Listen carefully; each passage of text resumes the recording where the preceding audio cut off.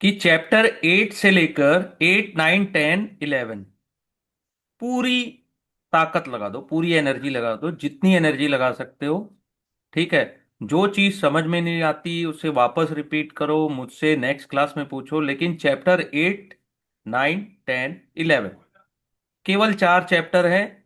अगर in chapter से अगर क्वेश्चन आते हैं तो बनने ही चाहिए, अच्छे नंबर लाने के लिए। ठीक है, पूरी एनर्जी लगा दो, ये हर जगह काम आएगा। इवन कि मैंने एक चीज देखा कि लास्ट 2 3 दिन में मैंने कुछ इंटरव्यूज देखे। इवन कुछ लोगों के कमेंट्स भी देखे, मीन्स जो सोशल मीडिया में आते हैं। मैक्सिमम लोग यही, जितने अपन टेक्निकल वर्ड्स अभी पढ़ रहे हैं, अभी जो स्टडी अपन कर रहे हैं, उसी के आसपास कहीं ना कहीं रहता है। ठीक है। आप भी देखिएगा, इसे जितने डिटेल में आप पढ़ेंगे, ठीक है, जितना आपका नॉलेज गेन होगा, आप देखना कि ये वर्ड्स आपके आसपास ही नजर आएंगे। ठीक है। तो नेक्स्ट अपन पढ़ते हैं कि अदर कॉम्प्रिहेंसिव इनकम क्या होती है, ओसीआई। हम बहुत बार, ये बहुत सिंपल सा वर्ड है लेकिन क्वेश्चन आते हैं। Other means other. ठीक है, अदर कॉम्प्रिहेंसिव मीन्स कि जो डायरेक्ट प्रॉफिट यानी कि जो रेवेन्यू से इनकम आई, वो रिफर टू इनकम और expense that are required permit to bypass PNL account. It mostly comprise of change in value of asset and liabilities on account of non operating factors, जैसे change in revaluation surplus, remeasurement gain or loss on defined benefit plan, gain or loss arise on account of translation of financial statement of foreign operation, change in fair values of financial assets and liabilities। देखिए, maximum जगह क्या use किया गया है, assets and liabilities. ठीक है। Gain और loss on defined benefit plans. ठीक है। गेन और loss on account of derivative contract that effectively hedge risk, जो हेज रिस्क को हेज करने के लिए यूज किया गया। यहाँ पे जो वर्ड यूज किया गया ये प्रॉफिट लॉस के लिए या ट्रेडिंग के लिए नहीं, हेजिंग के लिए जो यूज करते हैं उसकी बात कही गई है। ठीक है। पार्ट ऑफ ओसीआई क्या क्या होते हैं, ये कई बार क्वेश्चन पूछता है, व्हाट इज द पार्ट। तो ये सब पार्ट है, ये इंक्लूड होते हैं इसमें। तो जो इनके अलावा जितनी चीजें हैं, ठीक है, थोड़ा सा कौन से लगाएंगे तो आपको समझ में आ जाएगा कि which is the not a part of OCI. ठीक है। नेक्स्ट होता है की मैट्रिक्स ऑफ पीएनएल। ठीक है, क्या क्या चीजें हैं। मोस्ट कंपनी क्या करती, present single profit and loss accounts. ठीक है। In single PNL account company added all their income from that reduce all their expense. क्या करती, पूरी इनकम और पूरे एक्सपेंस रिड्यूस, माइनस कर दिए तो कैलकुलेट किए तो प्रॉफिट आ गया बिफोर टैक्स। ठीक है। Some company choose to present multiple multi step profit and loss account, जैसे भारती एयरटेल का जो बात हुआ ऊपर में, उसने क्या किया, multi step profit and loss accounts को यूज किया है। ठीक है। यानी कि जो जैसा स्टेटमेंट दे रहे हैं, ऑल इनकम को एक साथ नहीं और ऑल एक्सपेंस को एक साथ नहीं, मल्टी स्टेप्स। ठीक है। तो इसमें क्या है, Bharti Airtel as present multi step profit loss where operating profit before tax depreciation और नॉन ऑपरेटिंग आइटम, जिसे ईबीटा भी कहते हैं, EBITDA। ठीक है। तो other expenses are reduce from that. देखिए, एग्जांपल से हमको समझ में आएगा कि multi step profit and loss में किस टाइप से बात की गई है। देखो, यहाँ पे बात किया गया है मल्टी स्टेप में क्या है, रेवेन्यू कितना है, अदर ऑपरेटिंग इनकम कितनी है, तो टोटल रेवेन्यू आ गया। ठीक है। Network operating expense, access charge, licence fee, employ benefit, sales and marketing, other expense, तो ये एक्सपेंस हो गया। ठीक है। ईवीटा कितना है, 261,101। ठीक है। डेप्रिसिएशन 213,475। ठीक है। ईबिट कितना आया, इन दोनों को माइनस कर दो। EBIT, EBITDA minus depreciation and amortisation minus करोगे तो ईबिट आ गया। ठीक है। तो फिनेंशियल कॉस्ट क्या है, फिनेंशियल इनकम क्या है, तो नॉन नॉन ऑपरेटिंग एक्सपेंसेस क्या है, share of profit of associate and जेवी क्या है, profit before tax and exceptional item कितना आ रहा है, एक्सेप्शनल आइटम क्या है, प्रॉफिट बिफोर टैक्स क्या है, करंट टैक्स कितना लग रहा है, डिफर टैक्स एक्सपेंस कितना है। ये सब दिया गया रहता है ना, केवल आपको समझना है कि एक्सपेंस किधर है और अपना इनकम किधर है और अपन टैक्स कितना पेड कर रहे हैं। इतनी सी चीजें अगर अपने को समझ में आ जाती तो इस टाइप के चार्ट्स बहुत इजीली समझ में आते हैं। ठीक है। तो यहां पे देखिए, भारती एयरटेल के लिए multi step profit and loss का यूज किया गया है। ठीक है।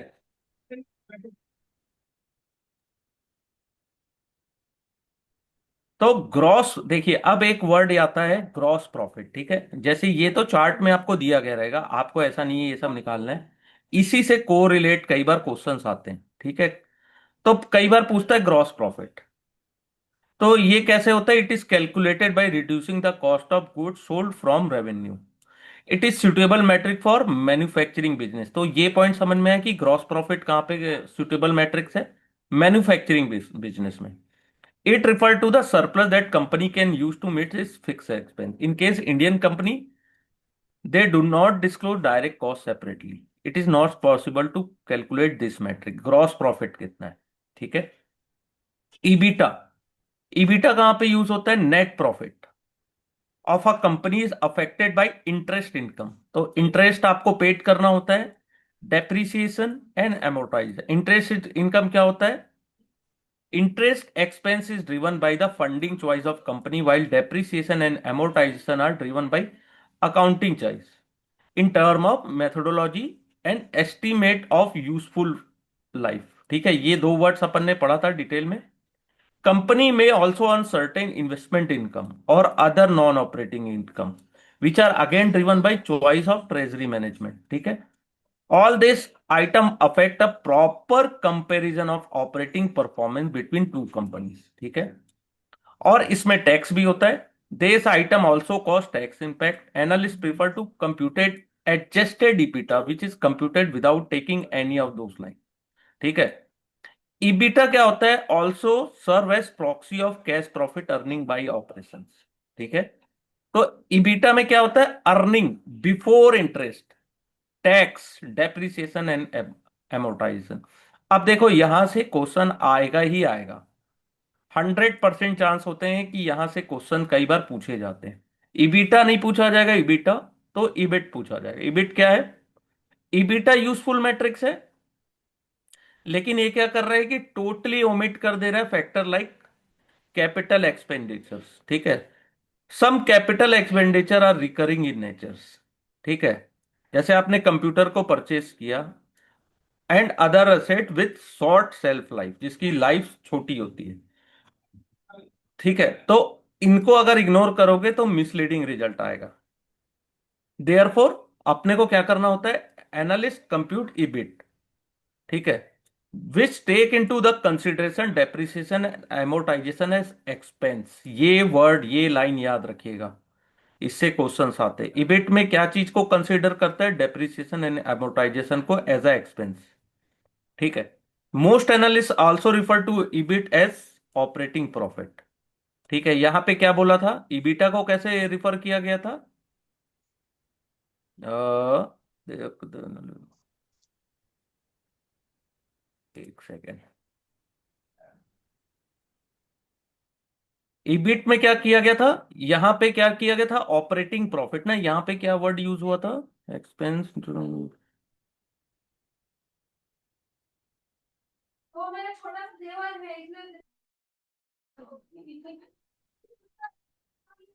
ये कैश प्रॉफिट। ठीक है। EBITDA also serve as proxy for cash profit earning by operation. ठीक है। यहां पे क्या है? Total operating profit. ठीक है। Since these metrics are not defined by accounting standards, multiple interpretation of operating profit exists। ठीक है। एडजस्टेड प्रॉफिट आफ्टर टैक्स, ये तीसरा वर्ड है। एक्सेप्शनल आइटम और non recurring item affected comparability of net profit number. ठीक है। Analysts often tend to calculate adjusted net profit, which eliminate the impact of this exceptional item। ठीक है। तो calculating the impact of exceptional item on net profit, it also necessary to factor their tax impact। ठीक है। Tax impact कितना पड़ेगा after tax? ठीक है। तो प्रॉफिट में टैक्स का कितना इंपैक्ट पड़ेगा? तो this is typically done by multiply the exceptional item with the effective tax rate.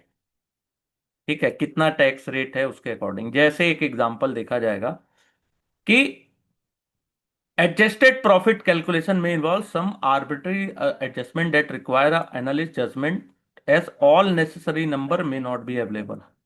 तो क्या रहता है कि सभी नंबर्स आपके पास अवेलेबल एक्यूरेट नहीं रहते हैं, तो आर्बिट्री एडजस्टमेंट करना पड़ता है.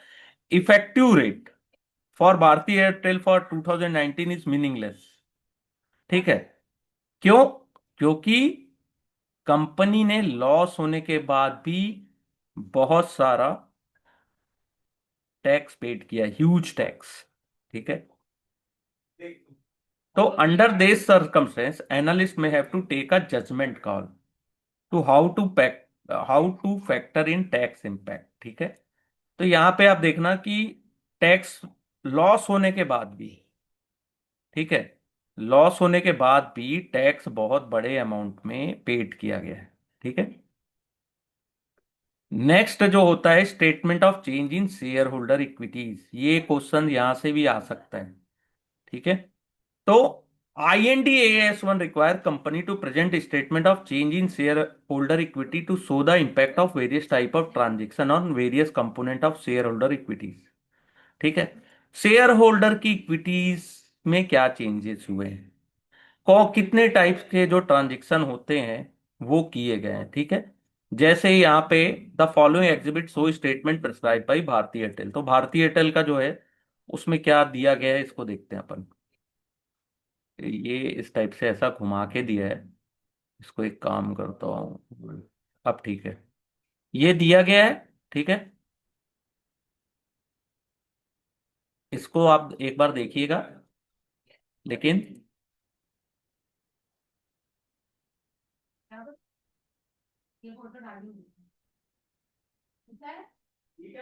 ठीक है. तो बेसिक ऑफ कैश फ्लो. ठीक है. इसमें क्या क्या ट्रांजेक्शन हुए हैं, इससे क्या मतलब है शेयर होल्डर इक्विटीज में कि एक बार यहाँ पे डिटेल नहीं दिया है, इसको इस चार्ट से ही मैं बता देता हूँ आपको.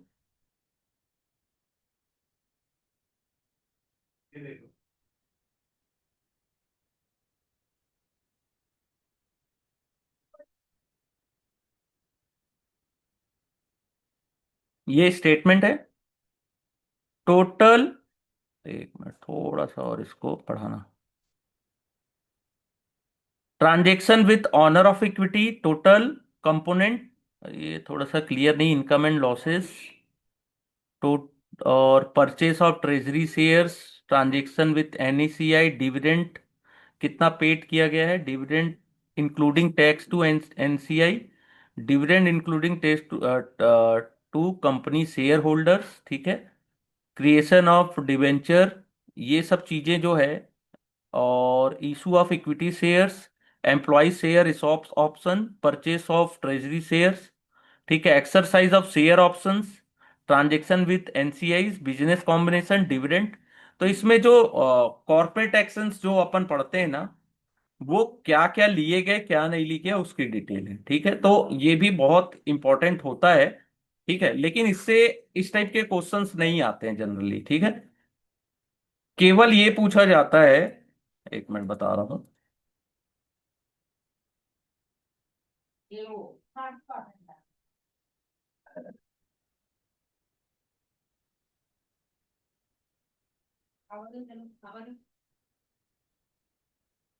कि जैसे कोई अपन ने जैसे EPS के बारे में अपन ने बात की थी लास्ट क्लास में, कि EPS के डाइल्यूट क्यों होता है. तो शेयर होल्डर जैसे न्यू शेयर्स इशू कर दिए गए, कैपिटल डिविडेंड पेड किया गया. ठीक है. और एम्प्लॉयज को न्यू इक्विटी शेयर्स, न्यू, हाँ, फ्रेश शेयर्स इशू किए गए. ठीक है. या फिर आपने कोई ऑप्शन में जो ट्रेड किया था उसमें क्या प्रॉफिट हुआ लॉस हुआ, उस टाइप के, तो शेयर होल्डर इक्विटीज के स्टेटमेंट में आते हैं ये सब चीजें. ठीक है. बोनस इशू करना, और क्या बोलते हैं, बोनस और राइट इशूज. ठीक है. ये यहाँ पे आते हैं. नेक्स्ट वन है बेसिक ऑफ कैश फ्लो. ठीक है. जनरेटिंग कैश सबसे इंपॉर्टेंट है. तो कैश फ्लो का क्या मतलब है कि पॉजिटिव कैश फ्लो है कि नेगेटिव. ठीक है, profit loss statement, balance sheet do not focus on cash flow. ठीक है, since accounting is on accrual basis. Under accrual basis क्या होता है? इनकम रिकॉग्नाइज जब वो अर्न किया जाता है, ठीक है, rather than when it is receive. ठीक है, कैश फ्लो यहां पे एक देखिएगा, यहां से एक क्वेश्चन बनता है हमेशा कि इनकम कब रिकॉग्नाइज हो रहा है? जब वो अर्न किया गया, लेकिन रिसीव किया गया rather than when it is receive. Similarly expense are recognise when it incurred whether rather than it is paid. तो ये एक्यूरल बेसिस पे होता है ना, इसलिए कैश फ्लो को पीएनएल या बैलेंस शीट में नहीं दिखाया जाता। ठीक है, जैसे this create difference between profit shown and actual cash flow generated. आपको प्रॉफिट दिख रहा है कागज में, ठीक है, इसका एग्जाम्पल भी दिया है कि कैश फ्लो का कागज में आपको प्रॉफिट दिख रहा है, कागज में आपको इनकम दिख रही है, एक्सपेंस दिख रहा है, लेकिन रियल में कब हुआ वो? इसको एक एग्जाम्पल से समझेंगे कि बिजनेस डस ऑल कैश परचेज, यानी कि एक बिजनेस है, उसने क्या किया, 80,000 का परचेज किया और उसे कैश में सेल कर दिया, ठीक है, फॉर 1 लाख। तो कितना प्रॉफिट हुआ? 20,000। ठीक है, बिजनेस क्या समझ रहे हो कि would be able to touch that cash as a money has already come in. ठीक है, लेकिन 20,000 का प्रॉफिट आपको दिख रहा है, लेकिन business where purchase is done on cash. ठीक है, आपने कैश में परचेस किया और सेल किस में किया? आपने क्रेडिट में, उधार में।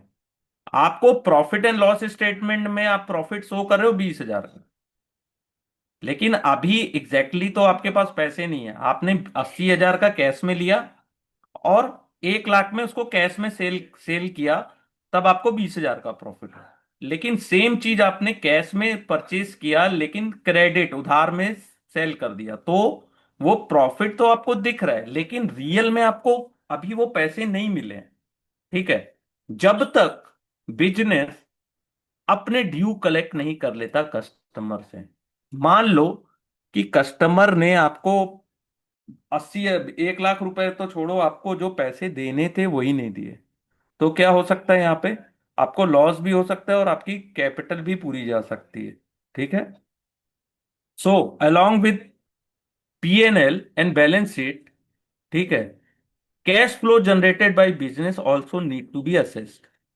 ठीक है, कैश फ्लो का एक आपका जो जो जनरेट हुआ, उसका भी एक आप अलग से सेपरेट लगा सकते हो। ठीक है, in absence of cash while there may be profit, वो पेपर प्रॉफिट होती है, रियल प्रॉफिट नहीं होती। तो कैश फ्लो का जो जनरेट किया है किसी बिजनेस ने, तो उसकी डिटेल भी आपको पीएनएल और बैलेंस शीट के साथ लगानी चाहिए। ठीक है, अब देखो कैश फ्लो किस टाइप के हैं, ये क्वेश्चन आ सकता है ना, आता है, 1-2 बार आया है मेरे ख्याल से। To understand the concept further, there are cash flow, inflow और आउटफ्लो दोनों। ठीक है, पैसा, कोई ऐसी कंपनी नहीं है जिसके पास केवल पैसा आए, दोनों होता है, money come is and goes out. ठीक है, तो cash flow are broadly divided into following 3 category. पहला क्या है? Operating cash flow. ये क्वेश्चन आता है, इसको ध्यान से देखिएगा, कैश फ्लो का। Cash flow from business operation जो आता है, ठीक है, इनकमिंग कैश को पॉजिटिव बोलते हैं, आउटगोइंग कैश को निगेटिव बोलते हैं। ठीक है, the net profit of company can be converted into operating cash flow number by adding back non cash expenditure such as depreciation and amortization। ठीक है, change in account receivable and payable, ये याद रखिएगा, trust में यहां से question आता है। मैम यहां से क्वेश्चन आए थे क्या इस बार? अभी आपने एग्जाम दिया था तो क्या इसमें से क्वेश्चन हाँ आए थे? सर, आया था। है ना? फाइनेंसिंग कैश फ्लो पे आया था। हाँ, ये तीन में से एक आता ही आता है। मैं क्या है कि मेरा मेरा मेरे को पास किए ना अभी 2 साल हो गया है, तो अभी क्या है ना, मेरे को 1 साल बाद ही अलाउ करेगा, इसलिए मैं क्या है ना कि ज्यादा अपडेट नहीं हो पा रहा हूँ। और सर यहाँ स्टूडेंट, से आया था हाँ कि हाँ कैश फ्लो अकाउंट लायबिलिटी है या हाँ ये है, तो हाँ लायबिलिटी था उसका आंसर। हाँ, ये तीन में से एक से तो आता ही आता है क्वेश्चन, हाँ। ठीक है, ऑपरेटिंग कैश फ्लो सेकंड होता है investing cash flow. Cash flow on account of assets, buying asset is negative cash flow. या हाँ, बाइंग असेट इज, हाँ, buying asset is negative cash flow. Selling asset is positive cash flow. कैसे? आप asset by कर रहे हो तो cash उनको दे रहे हो ना अभी, सेल कर रहे हो तो आपके पास कैश आ रहा है। ठीक है, तो ये भी याद रखना, बाइंग निगेटिव, सेलिंग पॉजिटिव, ये भी क्वेश्चन आता है। Financial cash flow on account of liability, borrowing money positive cash flow या एक्सपेंडिंग इक्विटी, रिडीम डेब्ट और equity is negative cash flow. Means आपको पैसे देने हैं, बोरो कर रहे हो, ठीक है, पैसे आ रहे हैं आपके पास, पॉजिटिव कैश फ्लो। ये पॉजिटिव और निगेटिव वर्ड्स को प्लीज अच्छे से याद रखना बॉस, क्वेश्चन आते ही आते हैं यहां से। ठीक है, ये वही बैलेंस शीट है, इसकी कैश फ्लो स्टेटमेंट की, कैश फ्लो स्टेटमेंट है, बैलेंस शीट नहीं। ठीक है, इसको देख के डरना मत, जितनी चीज समझ सकते हो समझ लेना। केवल ये क्या है कि ये टर्मिनोलॉजी को समझाने के लिए इस स्टेटमेंट का यूज किया गया है, नथिंग एल्स। ठीक है, अगर कोई business continue negative operating cash flow है सेवरल ईयर, उसका क्या मतलब है? There is a alarming signal, alarm मिल रहा है आपको, खतरे का सिग्नल।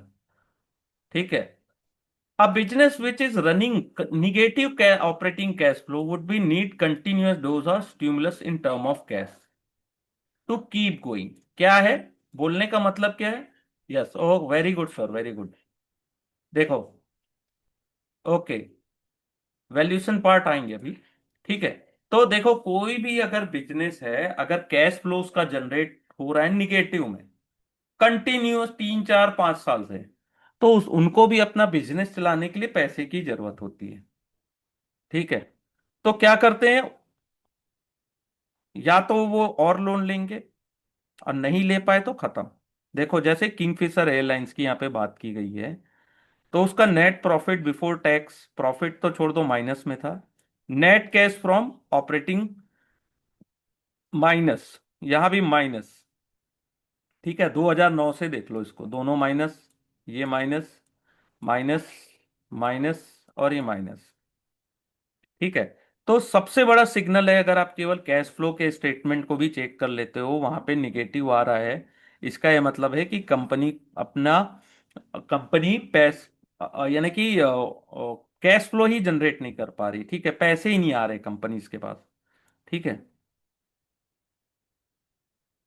ओ वेरी गुड। हाँ, वोडाफोन का भी यही केस हो सकता है। हाँ, तो एयरलाइंस को क्या हुआ था कि वो पैसे बोरो कर रही थी टू पे इंटरेस्ट। ठीक है, उधार लेके इंटरेस्ट पेड कर रही थी, as EBITDA worth much lower than the interest obligation for several year in the past. ठीक है, at a point in a time इस लेंडर ने क्या कर दिया कि फ्रेश कैश देना बंद कर दिया, and business did not turn positive operating cash flow even after infusion of capital. पैसे तो मिले लेकिन फिर भी पॉजिटिव कैश फ्लो जनरेट नहीं हो पाया। ठीक है, तो क्या इसका क्या मतलब है कि कोई बिजनेस कंटिन्यूअस नहीं चल सकता उधारी लेने से, अगर आप पॉजिटिव कैश फ्लो जनरेट नहीं कर पा रहे हो। ठीक है, जब भी बिजनेस एक्सपेंड होता है, यानी कि आपको बिजनेस बढ़ाना है आपका, तो आपको कैश की जरूरत होगी। ठीक है, negative investing cash flow are finance through either positive operating cash flow और एक्यूमुलेटेड ऑपरेशनल कैश फ्लो। ठीक है, और positive financial cash flow. Business that depend upon excessive on borrowed fund for expansion, वो ज्यादा खतरनाक है। यहां बोलने का क्या मतलब है कि अगर आपका बिजनेस एक्सपेंड कर रहा है, ठीक है, आपको पैसे की जरूरत है, या तो आप क्या करोगे, negative investing cash flow are finance through positive operating cash flow और accumulated positive operating cash flow. ठीक है, लेकिन क्या होता है कि कोई बिजनेस को आप एक्सेसिव डिपेंड हो गया कि मेरे को बहुत ज्यादा उधार लेके ही बिजनेस चलाना है। ठीक है, तब तो the asset debt appear in balance sheet में realise lower than their book value. ठीक है, in the balance sheet. But the liability have to be meet in total. तो इस केस स्टडी से क्या हो तो समझ में आ रहा है। Some of the point to keep in mind in case of cash flow, looking at net cash flow could be deceptive. Each of cash flow stream, operating, investing and financial have to be analyzed independently. दो तीनों को अलग अलग देखना है। Objective of cash flow analysis has to be focused on sustainable and recurring cash flow. Non-recurring and extraordinary item that impact the cash flow should be recognized and adjusted. ठीक है, ये चीज याद रखनी है अपने को। ठीक है। कैश फ्लो स्टेटमेंट को अपन देखते हैं तो net cash flow could be deceptive हो सकता है। Each of the cash flow stream, यानी कि तीनों ऑपरेटिंग, इन्वेस्टिंग एंड फाइनेंसिंग, उसको एनालाइज करना है इंडिपेंडेंटली। ठीक है। और ऑब्जेक्टिव क्या रहता है कैश फ्लो एनालिसिस का, कि sustainable and recurring cash flow की अपने को फोकस करना है उसमें। नॉन रिकरिंग और एक्स्ट्राऑर्डिनरी आइटम को भी अपन को अगर उसका इंपैक्ट कैश फ्लो में दिख रहा है तो उसको भी अपने को रिकॉग्नाइज करना है और एडजस्ट करना है। देखो कई बार क्वेश्चन ये भी आ जाते हैं which is not a part of cash flow, operating, investing, financing, और एक चौथा ऑप्शन दे देगा। तो जो फोर्थ ऑप्शन है वो आपका आंसर होना चाहिए। ठीक है।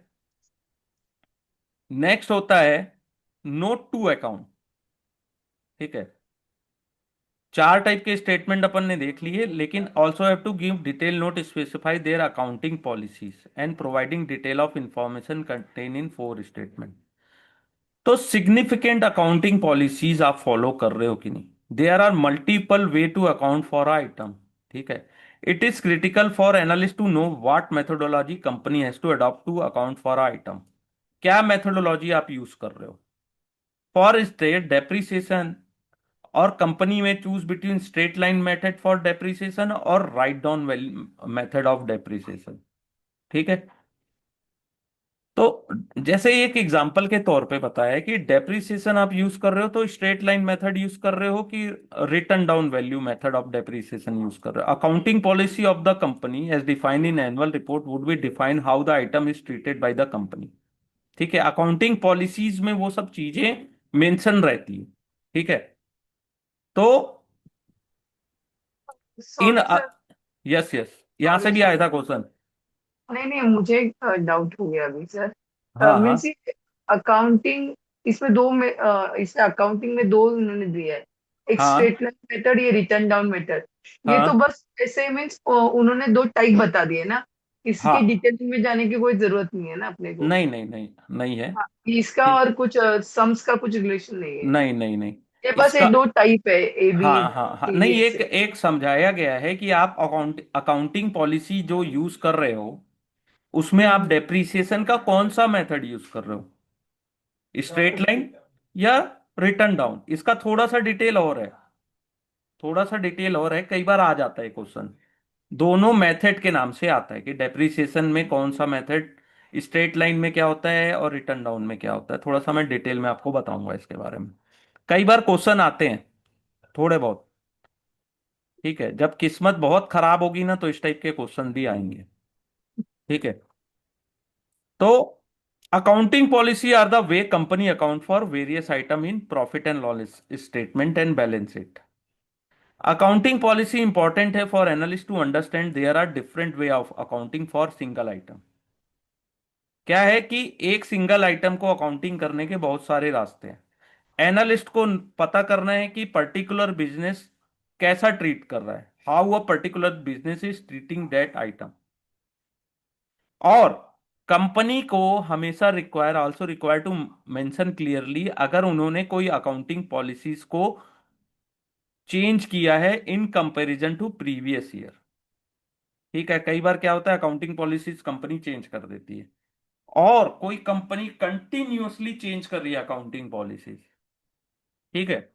तो सबसे बड़ा सस्पिशियन और क्लोजर स्क्रूटनी करनी पड़ेगी आपको। क्या होता है कि कई बार कंपनी मैनिपुलेट करने की कोशिश में भी ऐसा कर सकती है। ठीक है। तो ये जो बॉक्स है इसमें एक क्वेश्चन इस टाइप के आते हैं कि अगर कोई कंपनी कंटिन्यूअसली अपनी अकाउंटिंग पॉलिसीज को चेंज कर रही है तो क्या उसका क्या इम्पैक्ट होता है, या हमको क्या उसको सस्पिशियस या क्लोजर, ज्यादा से ज्यादा स्क्रूटनी और करनी पड़ जाएगी, ठीक है, इसके बारे में। तो ये चीज, ये ऊपर का बॉक्स इंपॉर्टेंट हो या ना हो, यहां से कई एक दो बार क्वेश्चन आता है, ठीक है। अब यहां से भी एक क्वेश्चन आया ही होगा, 100% आया होगा, 100%। जैसे मैम ही बता पाएंगी, कॉन्टीजेंट लाइबिलिटी क्या है? जो liability that may be incurred by entity depending on the outcome of uncertain future event, यानी कि आपको पता नहीं है, लेकिन आएगी तो बहुत बड़ा खर्चा होगा आपको। जैसे आपकी एक कोई कंपनी है, वो कोर्ट केस लड़ रही है, अगर वो उसका रिजल्ट आता है तो कंपनी को बहुत बड़ा लॉस हो सकता है, if the case is lost, ठीक है। This liability are not recorded in company account, और अब वो कंपनी के अकाउंट में रिकॉर्ड नहीं है, and generally recording in note to the account, ठीक है। जैसे आउटस्टैंडिंग लॉ सूट है, डिस्प्यूट है आपका टैक्स अथॉरिटी से, बैंक गारंटी आपने प्रोवाइड की है, product warranty claim, pending investigation और case, change in forex and government policies. तो ये कॉन्टीजेंट लाइबिलिटीज में आती है ये, इसको अच्छे से याद कर लेना। आई थिंक आया होगा मैम क्वेश्चन यहाँ से, ठीक है। हाँ, यहाँ से नहीं आता। नहीं आया, ठीक है, लेकिन बहुत इजी है क्वेश्चन यहाँ का। Most of the management would always be positive, ठीक है, और state that they don't see the liability settling against them. One is always better for looking at quantum, specially in comparison to size of PNL and its balance sheet, ठीक है। क्या होता है? Contingent liability is larger in comparison to the PNL and balance sheet of the business, ठीक है। जब भी आप इसे एनालिसिस करते हो, प्रॉपर कॉशन से करना है, ठीक है, प्रॉपर आपको सोच समझ के इसको एनालिसिस करना है, कोई भी कॉन्टीजेंट लाइबिलिटी आती है तो, ठीक है। ऑफ बैलेंसिंग आइटम, ये क्या होता है? सिंपली स्टेटिंग एनी एसेट और liability that not appear in company balance sheet, जो कंपनी के बैलेंस शीट आइटम में आपको अपीयर नहीं है, वो ऑफ बैलेंसिंग आइटम है, जो अपीयर नहीं है, ठीक है। Loan taken are the part of liability in book of the company, operating lease, ठीक है, which is alternative way of financing asset in off balance sheet item, ठीक है। फिर है contingent liability is defined also off balancing item. Contingent liability क्या है? Of balancing item है, ठीक है। कंपनी अगर कोई डेरिवेटिव कॉन्ट्रैक्ट में ट्रेड करती है या अपनी पोजीशन को हेज करती है, ठीक है, और वो it will not appear on the balance sheet और would be cover as a note to account in annual report. क्या होता है? ये पॉइंट याद रखिएगा। क्या बोल रहे हैं यहाँ पे? कि अगर आप कोई डेरिवेटिव कॉन्ट्रैक्ट में एंटर करते हो, चाहे ट्रेड हो चाहे हैजिंग हो, दोनों वर्ड लिखा हुआ है, तो ये आपके बैलेंस शीट में नहीं होगा, ठीक है, इसकी पोजीशन नहीं होगी, ये किस में होगा? Note to account in annual report.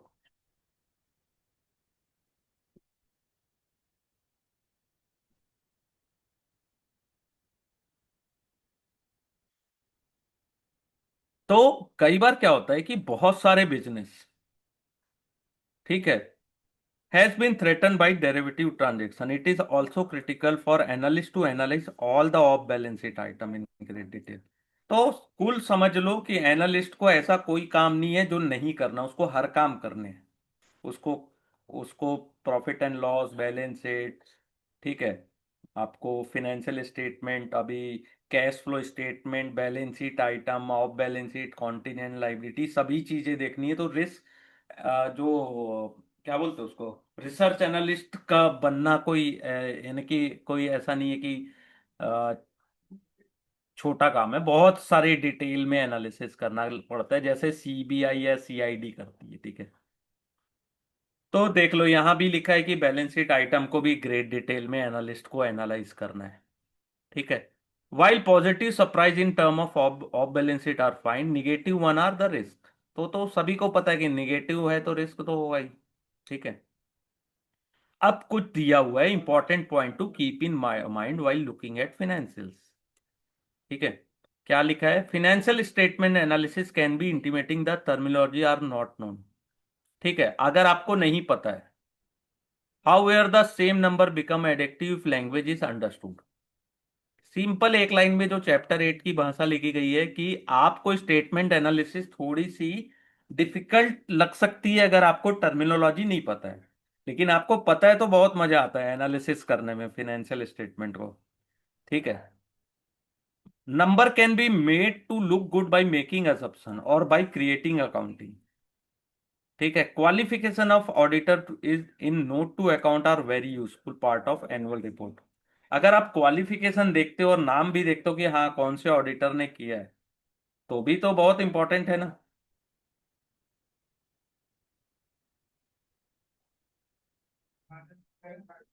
Changing in accounting period can lead to confusion while comparing previous year number। ठीक है। Similarly off item can increase and decrease profit. ठीक है, अगर आपने अच्छे से उसको स्टडी नहीं किया। Consistent performance after year is what is the best for investor. Company which continue grow in sale, increase profit, increase net worth, reduce debt, improve margin, finally improve return on net worth ROI for the investor, which is create value over the long time। तो इसको एक बार देख लेना बस। क्या है कि सभी को अच्छा लगता है कि हर साल उसकी प्रॉफिट ग्रोथ हो, किसी कंपनी की सेल में भी अच्छी ग्रोथ हो, नेटवर्थ भी ग्रोथ हो रही है, उधार डेप भी रिड्यूस हो रहा है, मार्जिन भी इंप्रूव हो रही है। ठीक है, तो रिटर्न ऑन नेटवर्थ इंप्रूव हो गई। अब reading audit report to understand the quality of accounting. Company management responsible होती है फॉर प्रिपेयरिंग द अकाउंट। ये एक लाइन में एक क्वेश्चन तो बनता है कभी कभार इसमें। The auditor verify the account to ensure that financial statement present are true and fair. Auditor verify करते हैं अकाउंट्स को कि फिनेंशियल स्टेटमेंट जो आपने प्रेजेंट किया है वो सही है, फेयर व्यू दे रहा है। ठीक है। तो ऑडिटर भी का भी ओपिनियंस कहाँ से आता है, जो इंफॉर्मेशन उनको प्रोवाइड की गई है वहां से। ठीक है। The nature of audit engagement is the auditor would not be able to watch for the accuracy of accounting. Several factor responsible for this. पहला क्या, the amount of transaction that happen in company in significant large. It is impossible for auditor to check whether all the transaction were completely और accurately accounted. ठीक है। यहां से आएगा sir, ये question आया ही होगा। ठीक है। अब ऑडिटर क्या कर सकता है, यहां से आया होगा ma'am question, clean report, disclaimer या क्वालिफाइड रिपोर्ट। हाँ सर, यहाँ से भी आया था, और हाँ। ऑडिट कमिटी से भी आया था। हाँ, ऑडिट कमिटी वो प्रीवियस चैप्टर का है। हाँ, वो सेवेंथ वाला वो भी आया था हाँ वहां से, हाँ हाँ। कि ऑडिट कमिटी में ऑडिटर को कौन ये अपॉइंट करते हैं। और इंडिपेंडेंट यहाँ से डायरेक्टर। और यहाँ से वो डिस्क्लेमर वाला आया था। डिस्क्लेमर, क्लीन रिप, तीनों में से कोई एक आता ही आता है। ठीक है। तो देखो ऑडिटर का क्या काम है, ऑडिटर अपना क्या किया कि रिपोर्ट दे दिया, असेसमेंट दे दिया, मेजर कर दिया, डिस्क्लोज कर दिया। तो पहली रिपोर्ट देते हैं वो क्लीन रिपोर्ट देते हैं। इसका मतलब है कि auditor clean opinion is given when auditor have no issue with the report. कोई इशू नहीं है। Typically the format and content of clean report is fairly standard. They most look at the same across the company. ठीक है। Yes. हाँ, no issue. Yes. No issue यानी कि बहुत बढ़िया है। और देखिएगा कई बार कंफ्यूज हो जाते हैं। हाँ, certain financial information present in line with the company, जो भी इंफॉर्मेशन दिया गया ऑडिटर रिपोर्ट में सही है। डिस्क्लेमर, ऑडिटर प्रोवाइड डिस्क्लेमर उनको कब लगता है, जब वो कुछ चीजों को, any part of financials on account of non availability of information, उनके पास उसकी इंफॉर्मेशन अवेलेबल नहीं है, वो वेरीफाई नहीं कर पाए किसी part of financial on accounts को, तो वो डिस्क्लेमर देते हैं। Qualified report. ठीक है। क्वालिफाइड रिपोर्ट कब होता है, ये आता है कि convince when the auditor are convinced that whole or part of the financial statement do not reflect true and fair view। ठीक है। क्या लग रहा है उनको कि जो आपने स्टेटमेंट दी है वो ट्रू और फेयर व्यू को रिफ्लेक्ट नहीं करती है। They may arise when auditor disagree with accounting policy being followed by the company. अगर आप जो अकाउंटिंग पॉलिसीज भी फॉलो कर रहे हो उस पर भी उन्हें ट्रस्ट नहीं है, ठीक है, या उनको डाउट है, तब वो क्वालिफाइड रिपोर्ट देते हैं। ठीक है।